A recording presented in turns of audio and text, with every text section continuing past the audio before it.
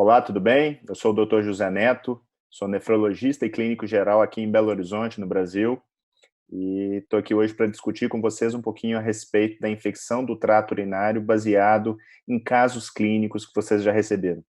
Basicamente são dois casos. O primeiro caso a gente vai tratar a respeito de infecção do trato urinário de repetição e o segundo caso do tema bacteriúria assintomática. Então vamos lá.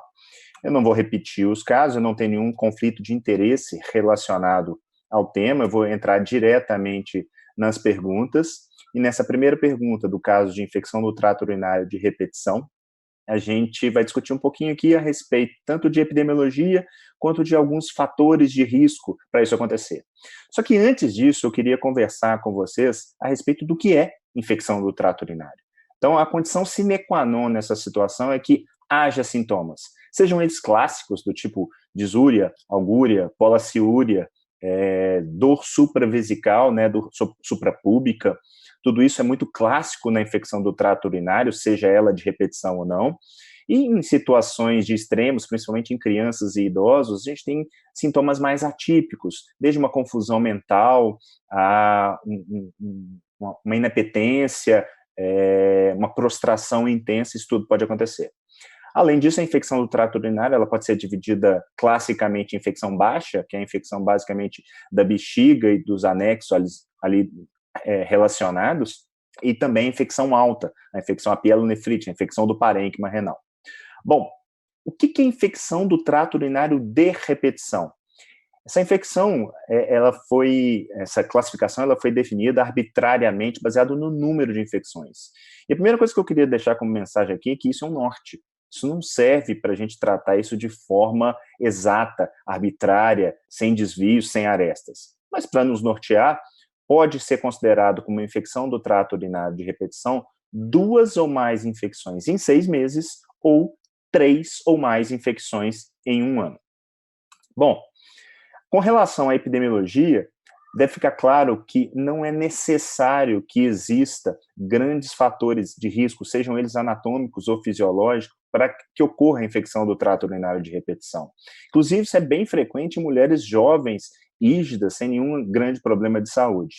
Esse trabalho que eu cito aqui embaixo, publicado em 1990, ele mostra uma recorrência em colegiais de 27%, um novo episódio num período de 6 meses.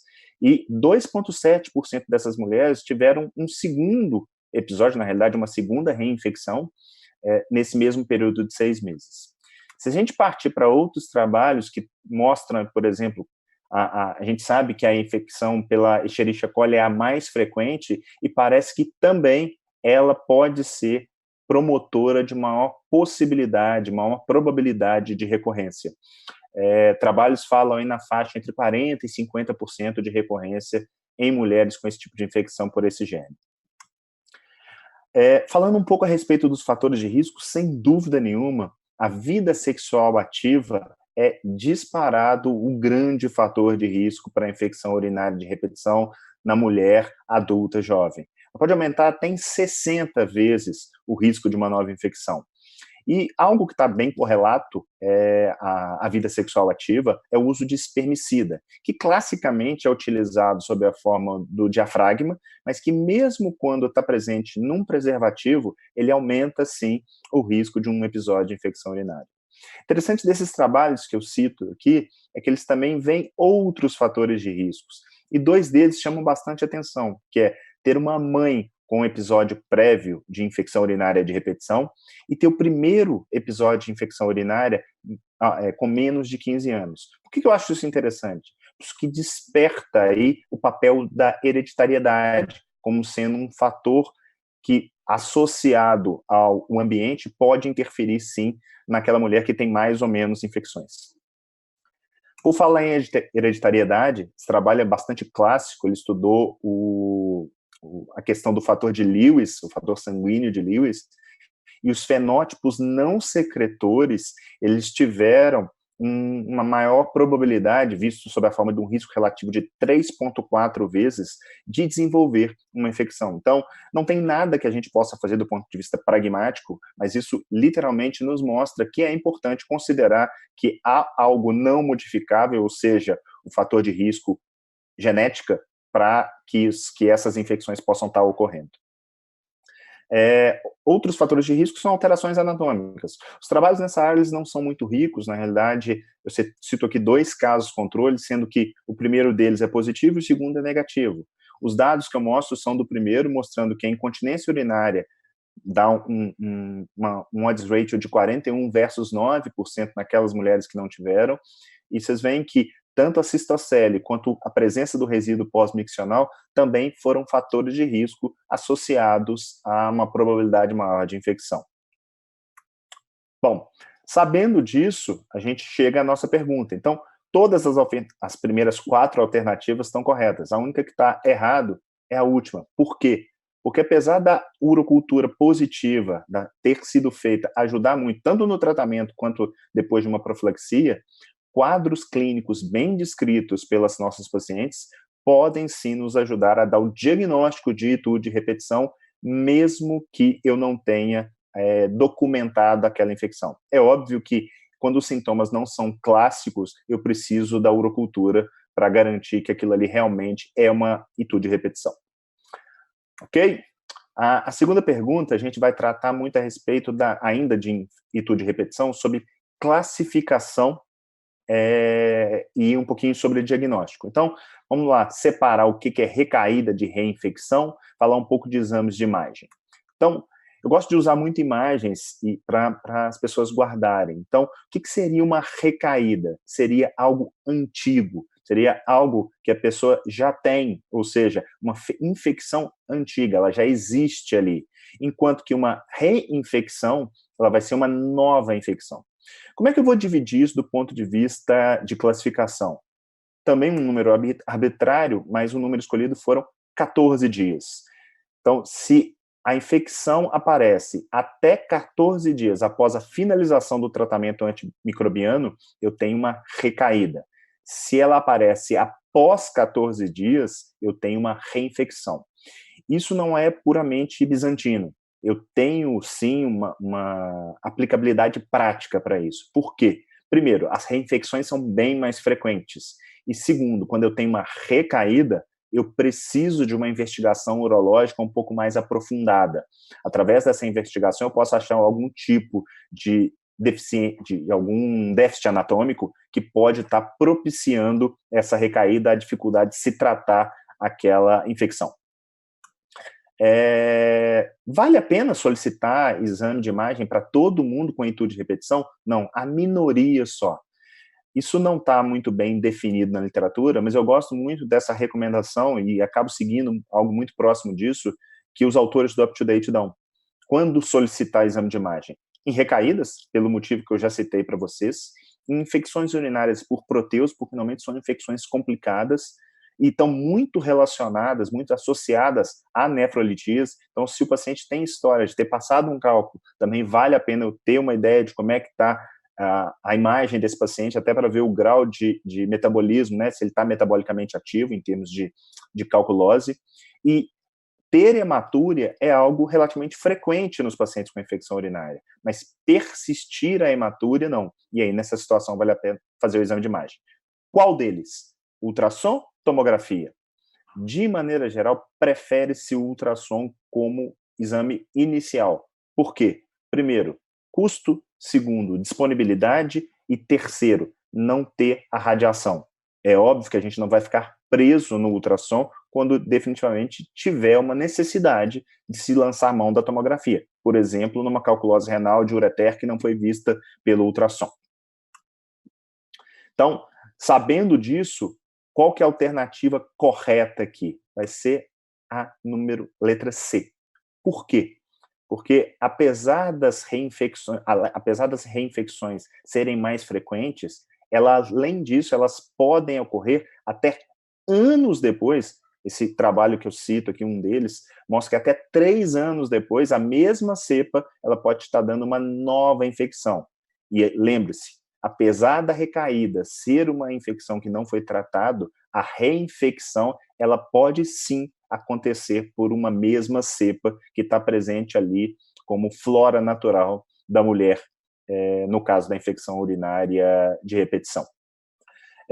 Outra coisa que é bem interessante levantar é que, apesar de poder acontecer até 3 anos depois, normalmente essas recorrências elas aparecem nos primeiros 3 meses. Isso é bem mais frequente.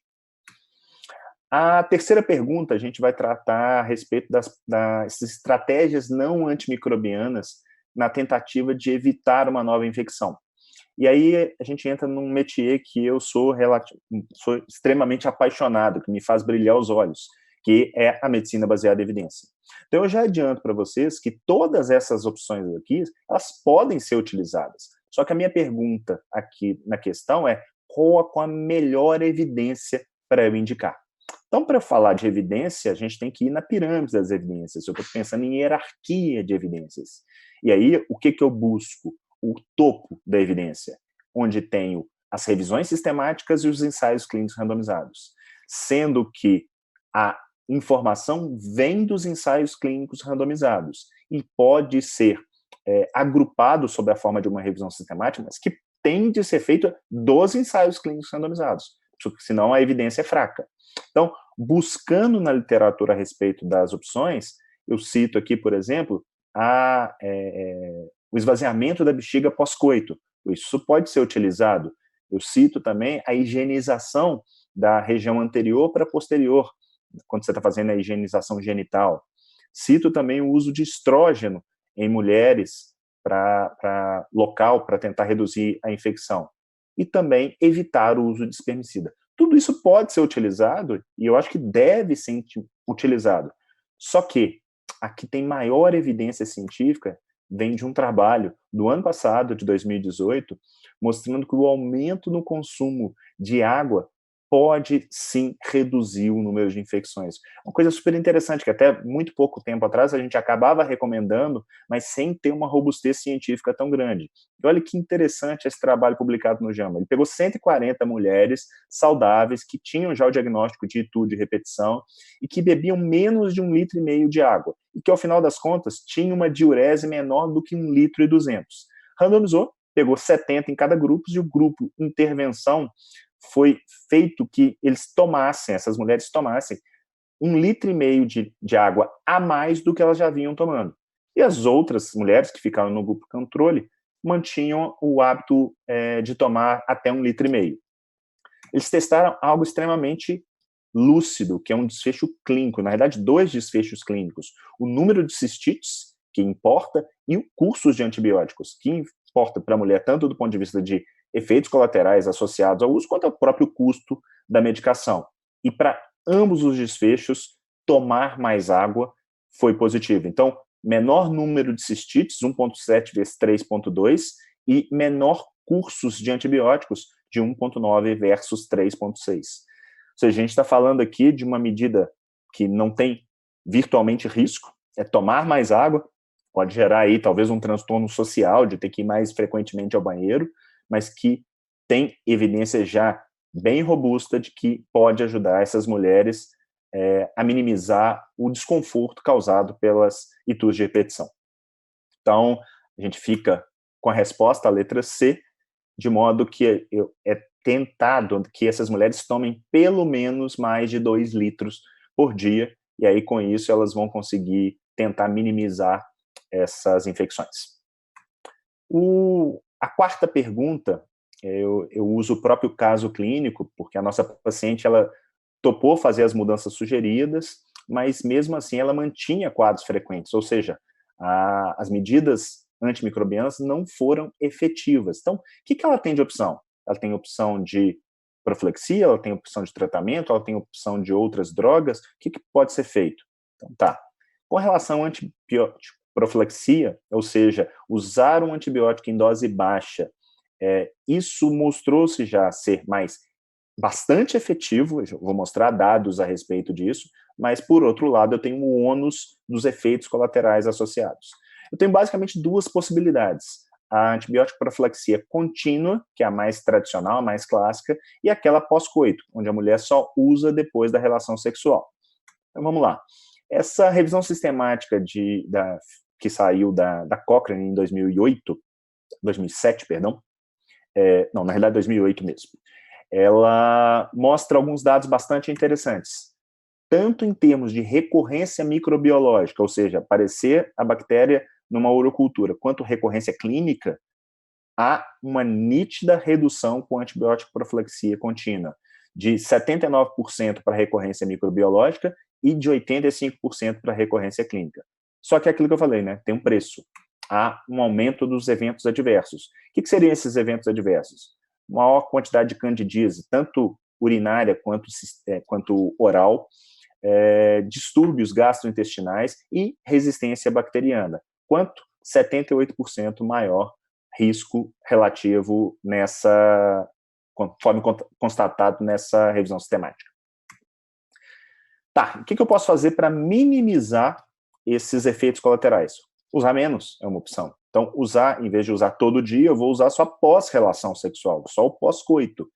Esse trabalho aqui, também um randomizado, pequenininho, ele fez esse teste usando a sulfatrimetropin em dose de 200 por 40 contra o placebo.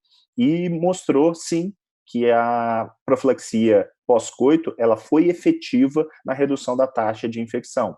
Qual que é o grande problema? A mulher lembrar.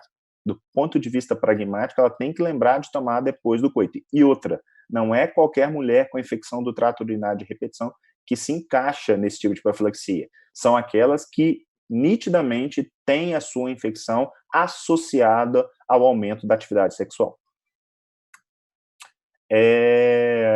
Bom, uma outra opção seria o tratamento. Eu vou esperar e quando tiver a infecção urinária eu vou tratar. Eu tenho basicamente duas opções. Uma óbvia, que é a paciente procurar o médico e ter o tratamento guiado pelo seu nefrologista. A outra opção é o autotratamento. E talvez a grande dúvida com relação a esse autotratamento seja a capacidade, a acurácia da própria paciente dar o diagnóstico. Esse trabalho é bem interessante com relação a isso, ele mostra que o autodiagnóstico foi correto nesse trabalho em 92% dos casos, ou seja, em mulheres que estão bem engajadas, que entendem bem sua doença, parece sim ser uma boa opção para minimizar o desconforto causado pelo tratamento naquelas pacientes que optaram junto com seus médicos por não fazer algum tipo de profilaxia, seja pela razão que eles definirem. Então, a gente vê que, nesse caso, as 4 primeiras opções estão corretas e a última, ela está errada. Por que ela está errada?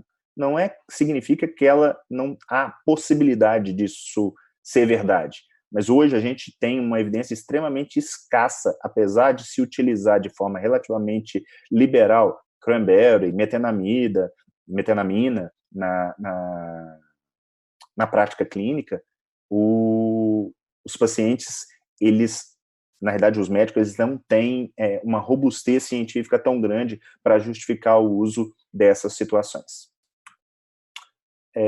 A quinta pergunta fala a respeito de algo que tem sido cada vez mais discutido e que eu gosto bastante, que é a decisão compartilhada, ou seja, tem que acabar aquela coisa do profissional de saúde querer definir pelo paciente, ele tem que ser um tutor e ajudá-lo na sua decisão. Isso é fazer decisão compartilhada, é apresentar as possibilidades para o paciente e ajudá-lo na sua definição. Não é também empurrar a definição para o paciente e para a família. Então, numa decisão compartilhada com a nossa paciente, ela optou por fazer, junto ao médico, uma antibiótico profilaxia contínua com nitrofurantoína, e isso é nitrofurantoína escolha do seu nefrologista.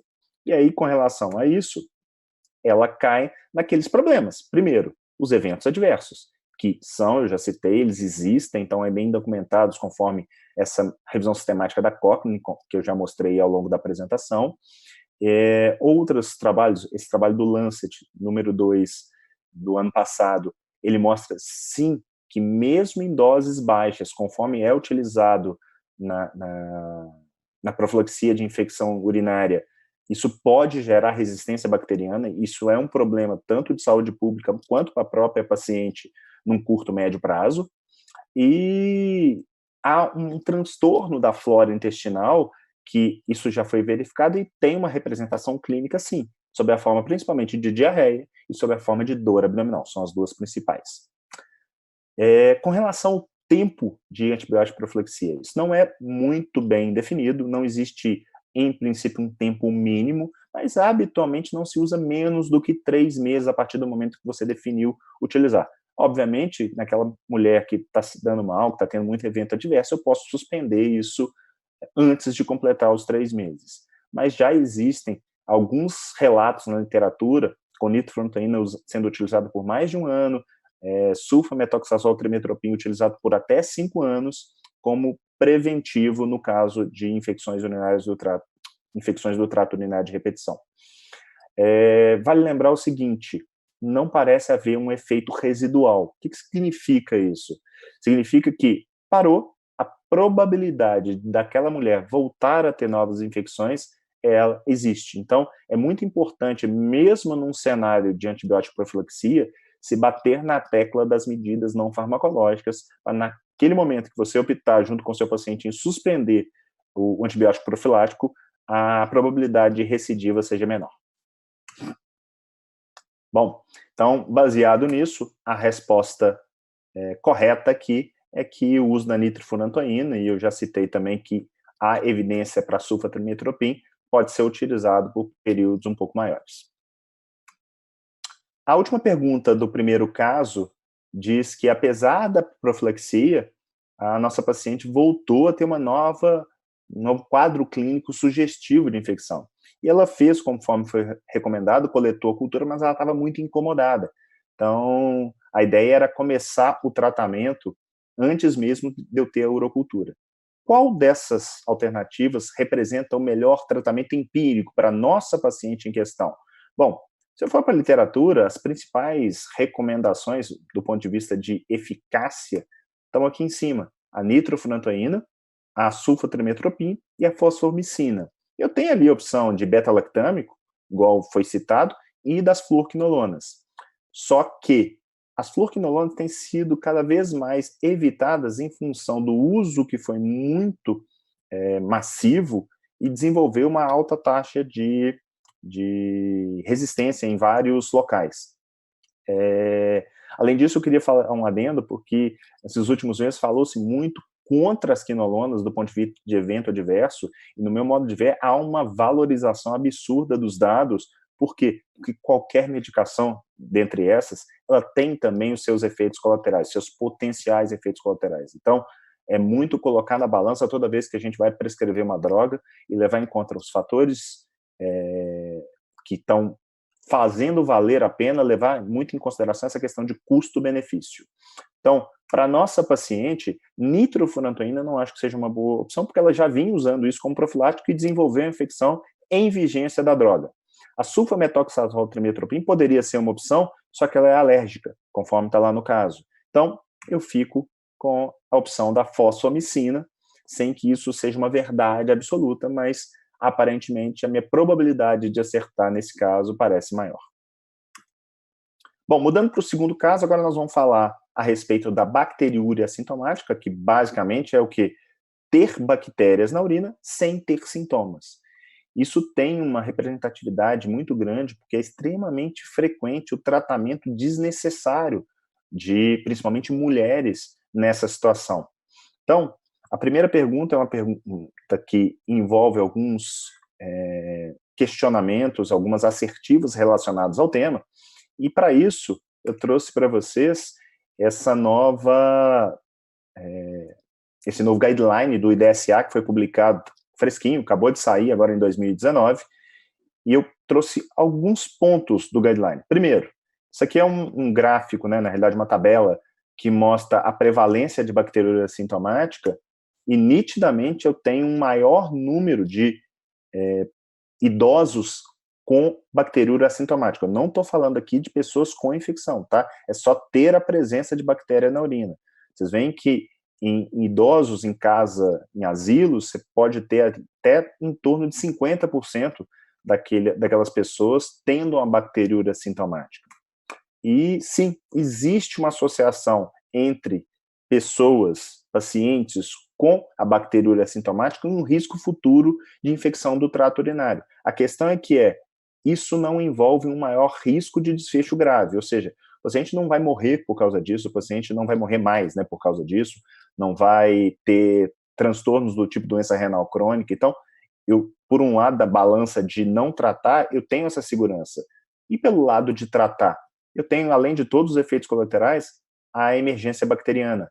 E a hora que eu faço uma emergência bacteriana, eu posso estar arrumando um problema para tratar esse paciente caso ele desenvolva uma nova infecção, seja ela urinária ou não, no momento fortuito. Então, com isso que eu mostrei a respeito desse novo guideline, a gente já consegue tirar como alternativas corretas aí a letra A, a letra B e a letra E. A letra D, perdão. A letra A, a letra D e a letra E. Fica faltando a letra B e a letra C. A letra C fala a respeito de uma droga que é um inibidor de SGLT2, na verdade utilizado nos pacientes diabéticos tipo 2, e que em última análise promove uma glicosúria, ou seja, vai sair mais glicose na urina e um dos principais eventos adversos é o aumento de infecção urinária. Naquela pessoa que já tem ali uma bacteriúria sintomática, não me parece prudente manter esse tipo de droga aumentando em demasia o risco de infecção nesses pacientes. Já a letra B, que é a alternativa, que no caso está errado, em mulheres, para a gente falar em bacteriúria sintomático, é recomendado pelo menos 2 coletas. E o porquê disso? Assim, uma bacteriúria transitória em mulheres, e há uma dificuldade às vezes com relação à coleta, que pode fazer com que eu tenha alguns exames falsos positivos. Quem tratar? Quem rastrear? Aqui nós caímos num princípio, que é o princípio hipocrático, que é o primo non nocere. Isso parece filosófico, mas é algo que eu utilizo na minha prática clínica diária. Todos nós médicos, no momento da nossa colação de grau, nós fizemos o juramento hipocrático que dizia primeiro non lesar, primo non nocere. Ou seja, o que eu trago isso para a prática clínica no cenário de bacteriúria sintomática? Eu só vou tratar um paciente quando eu tiver uma maior probabilidade de beneficiá-lo do que de lesá-lo. Para isso, a gente tem que valorizar a hipótese nula, ou seja, eu tenho que provar que algo é bom para ser feito e não provar que algo é ruim para deixar de ser usado só porque há plausibilidade biológica. Por exemplo, eu tenho toda a lógica para tratar, por exemplo, diabéticos e transplantados renais pelo grau de imunossupressão desses pacientes ou tratar lesados medulares. Mas as únicas 2 situações onde eu já tenho literatura suficiente para dizer que tratar a bacteriúria sintomático ela reduz desfechos clínicos negativos são a letra D. As gestantes e quando há manipulação cirúrgica traumática do trato urinário. No caso das gestantes, tanto em desfechos positivos relacionados à própria gestante, quanto relacionados ao feto, aí diminuindo CIU, prematuridade, e no caso da mulher, a questão de sepsia urinária, que também é o motivo de se fazer o tratamento profilático aí, no caso de manipulação traumática do trato urinário, no caso uma cirurgia urológica. Então, gente, é isso aí. Eu espero que tenha ficado claro e eu estou super à disposição aí para, no momento preciso, estar conversando com vocês um pouquinho a respeito do tema. A gente vai fazer uma discussão bem interessante a respeito desse assunto que tanto me encanta. Então, aí meus contatos, qualquer coisa eu estou à disposição. Grande abraço. Tchau, tchau.